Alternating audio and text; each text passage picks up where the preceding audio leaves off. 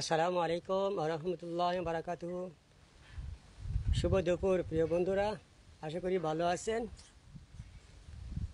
আপনাদের দোয়ায় আল্লাহর রহমতে আছি ভালো।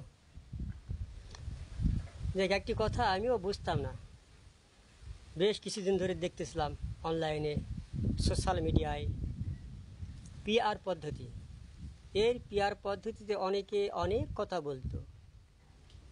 কেউ বলতো বাপ ছাড়া সন্তান আর পিআর সমান, কেউ বলতো যাদের কোনো জনতার ম্যান্ডেট নেই তারাই পিআর পদ্ধতির কথা বলবে।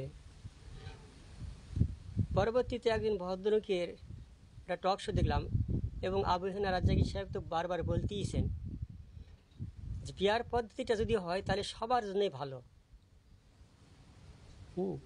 যদি পিআর পদ্ধতিতে ভোট হয়, যদি আমার দল বা আমাদের দল বিএনপি যদি 50% হয়, তাহলে 125-30টা সিট পাবে যদি পার্সেন্টেজ হয়। হ্যাঁ, আর বাকিগুলো পাবে অন্যান্য দল তাদের পার্সেন্টেজ হিসাবে। যদি এই পার্সেন্টেজ হিসাবে ইলেকশনটা হয়, তাহলে বাংলাদেশ আর কখনো ফাঁসিবাদ সৃষ্টি হবে না। কিন্তু দুঃখের বিষয়, আমি যেটা করি, তার হাই লেভেলে যারা আছে তারাও চায় না যে পিআর পদ্ধতিতে হোক। কারণ পিআর পদ্ধতিতে যদি ভোট হয়, তাহলে তো আর ওই ফাঁসিবাদের মতো বা যা ইচ্ছা তা এটা করতে পারবে না। এই জন্য এখন আমার দল বিএনপি তারা ওই ভেটো দিচ্ছে, তারা পিআর পদ্ধতি চায় না। কিন্তু আমরা সাধারণ জনগণ, আমরা চাই পিআর পদ্ধতি। পিআর পদ্ধতিতে যদি ভোট হয়, সব দলের সদস্য মেম্বাররা থাকবে সংসদে, কেউ আর এদিক সেদিক করতে পারবে না। দেশটাও ভালো হবে, রাষ্ট্র উন্নতি হবে। তাই আমার মতে পিআর পদ্ধতিটাই সঠিক। এখন বাকিটা আপনাদের হাতে। আমি তো ভাই একজন নগণ্য মানুষ, আমার কথার কী দাম আছে? যে কথা আছে না, যে কাঙ্গালের কথা বাসি হলে ফলে।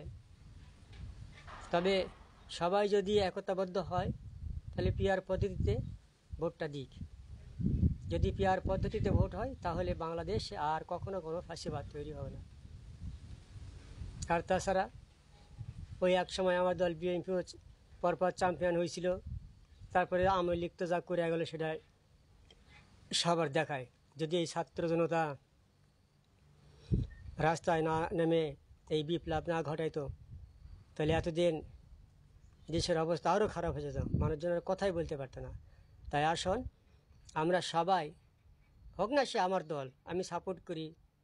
আগে তো মিটিং মিছিল সবই করতাম, সমর্থনও করি, কিন্তু এখনও করি, কিন্তু চাই পিআর পদ্ধতিতে ভোট হোক।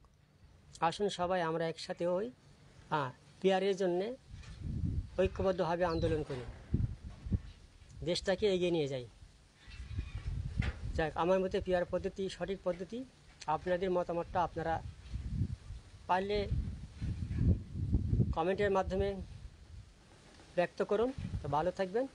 আসসালামু আলাইকুম ওয়া রাহমাতুল্লাহি ওয়া বারাকাতুহু।